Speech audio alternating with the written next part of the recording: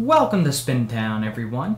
I don't really have anything planned for the day's video. I just happened to get off work early and had some free time, so I thought I would record a quick video since I haven't had a whole lot of time to record lately. Well, since I have nothing planned, I think I'll just finish digging this little animal pit that I was working on.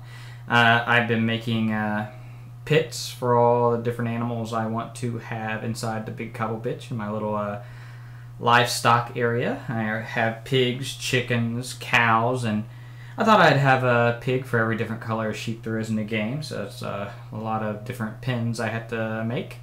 And the digging a pit isn't going to be that entertaining, so I thought I would tell a little story from a couple days ago at work. Hopefully the story is a little more entertaining than the actual video. But even if it's not, I wanted to tell the story, so... Anyways, I was scheduled for a midnight to 8 a.m. shift, and the reason I am working nights every now and then right now is because we're doing a remodel where I work at. I actually work at a Target. I'm not telling you which store or any of the names of the people that are involved in this story. I would just mention like job titles and stuff like that. But during the remodel, they're doing a whole bunch of construction in the back room, ripping out shelves. We're having to move around product just to make room for them to work, and soon we'll have to do the same thing to up front in the store area as well. I was scheduled this week to work a lot of overnight shifts because I work in the back room, and I'm one of the few people that work back there that's willing to, I guess, work overnight and can help out, kind of show other people that don't normally work back there who are helping out what they need to do. And my schedule said 10 a.m. or midnight to 8 a.m. And when my boss was originally made the schedule, there were some problems with it that I had to go to him and have him fix because it conflicted with some stuff I already had planned. And I sat there and watched him fix it at the computer, and as soon as he was done fixing it, I printed it out right then and there before he even left the room. And that's the schedule I was going by. And so I show up around midnight, and the people who are working the evening shift were just finishing up, trying to get their last bit of work done for the night before they can leave. They ended up leaving around 1 o'clock, and the team lead, the guy in charge basically at that point when they're closing, he thought it was, or he seemed like he's shocked that I was scheduled to work 12 o'clock to 8 a.m. And so did a couple other people there. And you know, I was a little surprised because when I got there, nobody else was coming in apparently that evening. It was just going to be me all night. And yeah, I was expecting construction workers to be there for because this was going to be the first night of the remodel, actually, I thought. But it was the previous night, or the next night, not the previous night. So, anyways, they didn't really understand why I would be scheduled at that time, and the only one there. I didn't really know why. And when I realized nobody else was coming in, I kind of thought to myself, maybe it was a scheduling mistake. Or maybe I'm not supposed to be here. Maybe I misread the schedule. So I go to the time clock, and I clock in, and the time clock didn't tell me I wasn't supposed to be here. And that may sound strange, like the time clock's supposed to tell me, but in this case, actually, if you're not scheduled, in the past I've had this come up, where I've tried to clock in, and maybe I misread the schedule once before, I know, and the time clock said, you cannot clock in, and it's because I wasn't actually scheduled. So I thought the time clock would let me know if I wasn't supposed to be there, and the time clock accepted my punch. You know, so okay, that confirmed that, you know, I read my schedule correctly in my mind.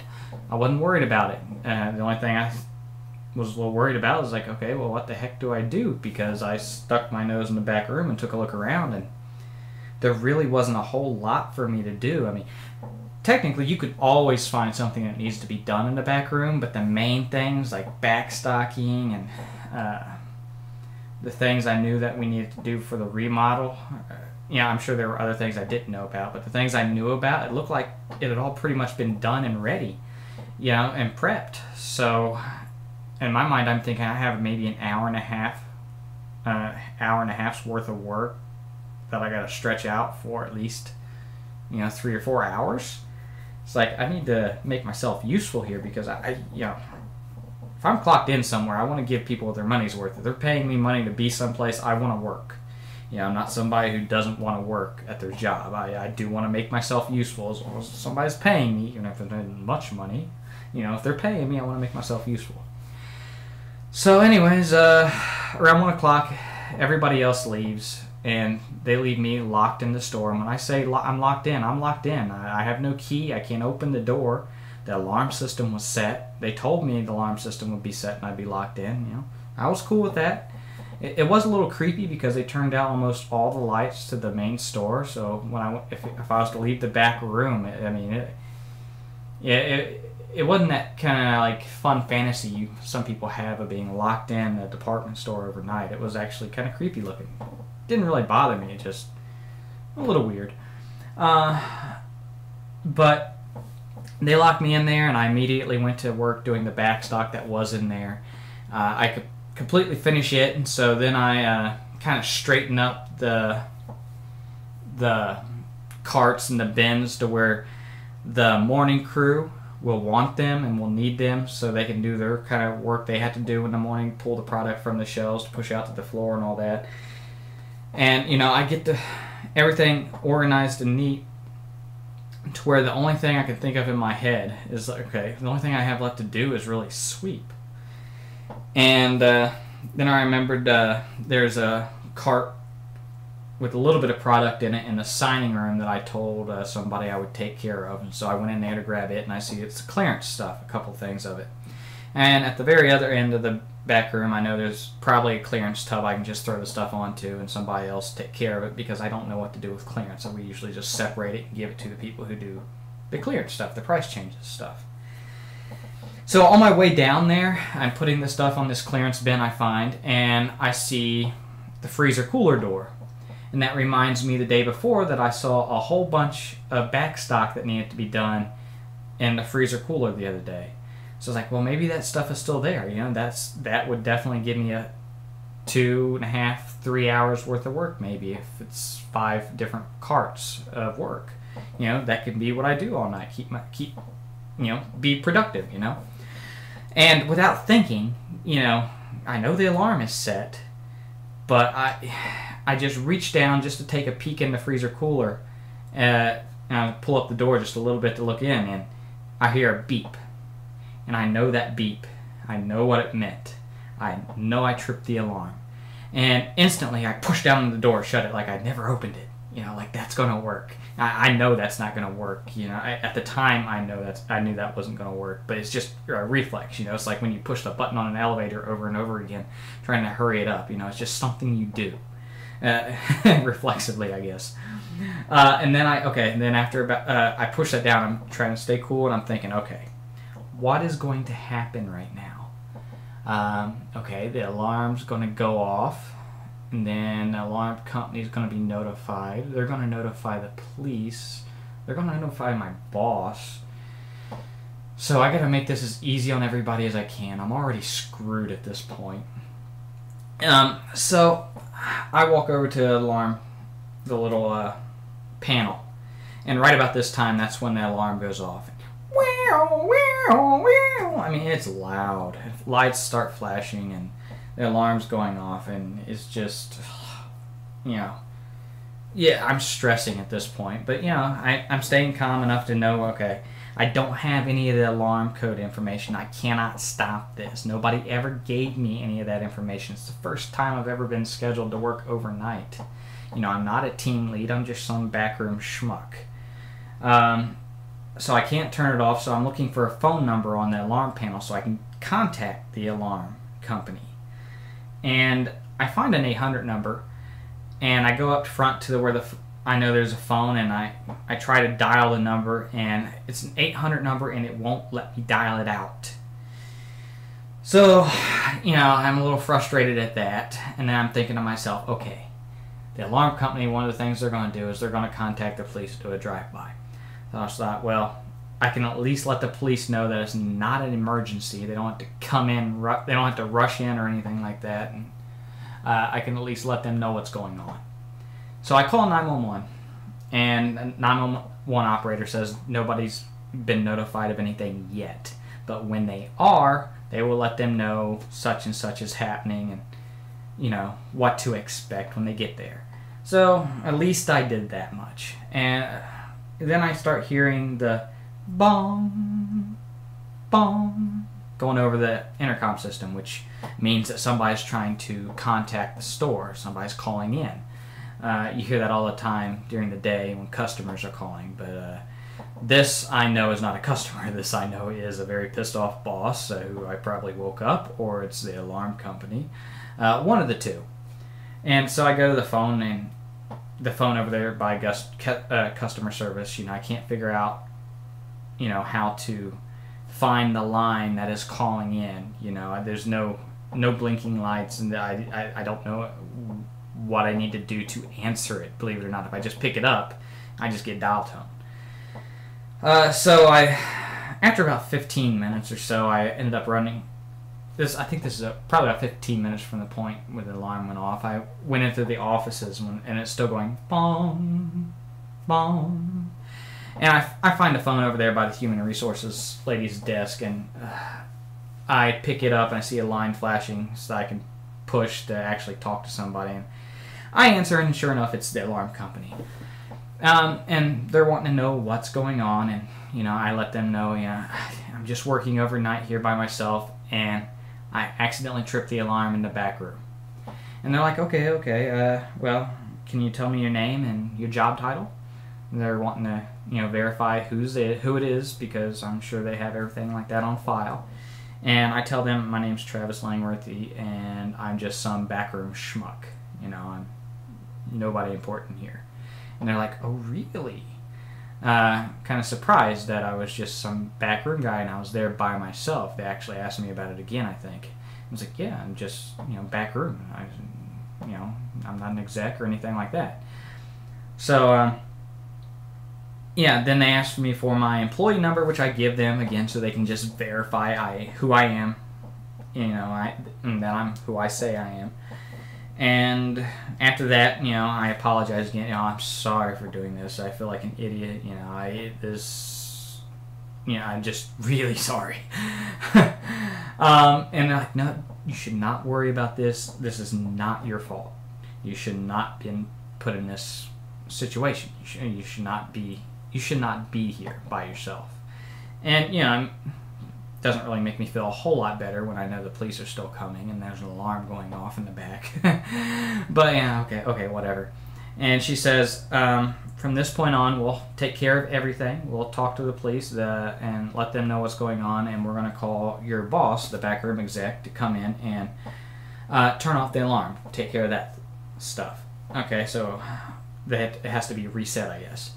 I'm like, okay, and I get off the phone with him, and I thought, you know, at least until my boss gets here and I have to have a long talk with him, probably, I would make myself useful and I would find something else to do aside from setting off the alarm and causing the police and alarms to go off. And so, as I'm about to go back to the back room and find something else to make myself productive with, it was not a productive night. I should not use that word. But I hear bong, bong, again, somebody calling in again, and this time it's somebody different from the alarm company, and they're saying the police have been notified and they are going to come on out. And this is completely contradicting what the previous person told me, because they were telling me the police, you know, they weren't going to have to come out at this point. But they say the police are definitely coming, and again that they're going to notify the backroom exec. He's going to be coming in as well to meet the police and to meet me out there. So they told me I should wait by the front doors for the police to get there, and so I hang up, and that's where I go. And I try to look out, and it's bright on the inside and dark outside, so I can't really see very far from where I was standing. And so I turn around. I didn't go right up to the very front. I just kind of looked out there to see if they're there. Didn't see them. I start to turn around and go the other back into the store. And then I hear a banging on the door, on the window out there. And I turn around again, and I can see that, you know, there's a cop now closer up against the window wanting me to come over there. And I guess maybe he thought I was about to take off the other way and that I had saw the cops and was going to run away or something. But so I turn around and start walking towards him. and he backs up rather quickly, like I might have startled him. And I realized I have my hand in my pocket. That's probably not a good thing. Walking towards the police, and they're kind of like already a little wary of the situation. And a stranger has his hand in the pocket. Could be a robber. Who knows? Could have a gun. So I slowly take my hands out of my pocket and keep on walking with them, kind of like up in with plain view. And they're yelling at me to open the door, and I'm like, I am locked in. I cannot open the door. I don't have a key, and all this. And they're like, well, how did you get in there?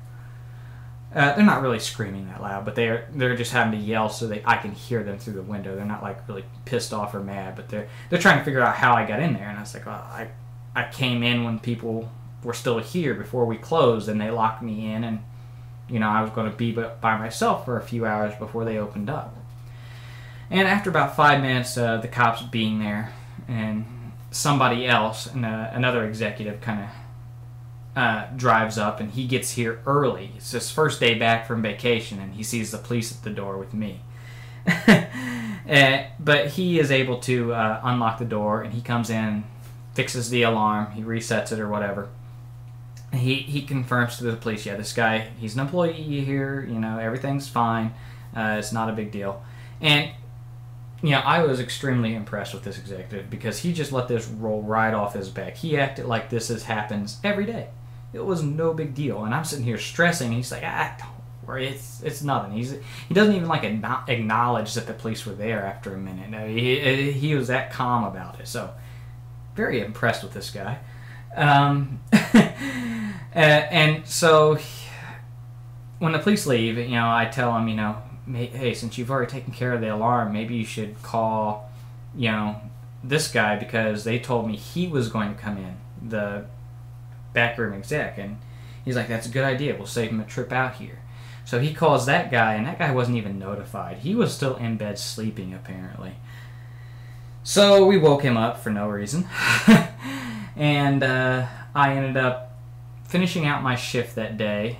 I didn't really get in trouble for anything. Matter of fact, the people I talked to later that evening, when people started coming in for the 4 a.m. shift, which is the normal early shift, some of the other people who were, a couple of them were execs, a couple of them had just been there for a really long time. They were like, you should not have been scheduled, or you should not have been allowed to stay, even if you were scheduled by yourself at night. And they were like, this is a big deal. You didn't do anything wrong. You did not do anything wrong. If you were just scheduled to work this, you just showed up to work. There's nothing wrong with that. What's wrong is the fact that you were left here. That should never have happened. And I'm like, okay, well, I'm glad I didn't do anything wrong, but I didn't realize it was such a big deal that maybe they left me here. I'm not wanting, not just myself. I don't want to get in trouble, which I was expecting to. I sure as hell don't want anybody else to get in trouble. And some people were making it out to be a big deal, like somebody could get in trouble. So, when I was finally relieved that I wasn't going to be getting in trouble, then that night and the rest of that day, I was kind of stressing that somebody else might get in trouble. I don't want anybody to get in trouble. Because, in the end, I screwed up. I tripped the alarm. Even maybe I shouldn't have been put in that situation, which I totally get why they wouldn't want to schedule somebody there by themselves. And in case you're wondering, the reason you probably wouldn't want to schedule somebody overnight without another executive or at least another team member there is, working in the back room, I work with a lot of heavy stuff. I work with a crown, which is basically a forklift you work while you're on your feet. And I work with a wave. I climb a lot of high ladders, lifting heavy boxes on the high shelves. And if I was to fall off a ladder or hurt myself with some of the equipment or something like that, nobody would be around to help. And so it's a safety reason why you wouldn't schedule somebody there by themselves. And I totally get that. So anyways, it was after the stress of setting off the alarm and wondering if I'm going to get in trouble, then I'm worried about, oh man, have I just got somebody else in trouble because I tripped that alarm, and now it's been brought to the attention of everybody that I was here alone. So then I stressed that night. It ended up just being a really bad day at work, and I guess the lesson, if there is any, about this story is that it's really not all that fun to be locked up in a department store all night, no matter what the movies say. Matter of fact, I was so bored I decided to bring the police in. Have a little party. But that was my day at work a couple nights ago. Wasn't a whole hell of a lot of fun. Sorry to have bored you with this digging video and this story, but I just had to record something since I rarely have time to anymore, and I happen to have a little time at the moment. Thanks for watching. I'll put your video challenge in the description below. I will also probably put a little annotation somewhere in the video for you as well, to let you know what it is. But again, thanks for watching. Thanks for your time. I really appreciate it. Goodbye.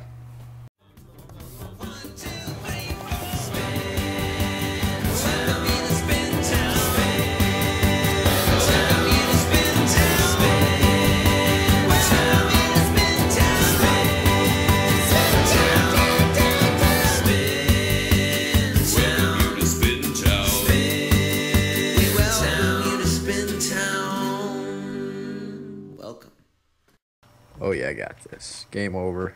I'm done. We'll see. Is what I'm gonna say when I win. Okay. See, I'm glad you make statements like this while we're recording, because if you lose, I can replay this part at the end. Oh, nutsack.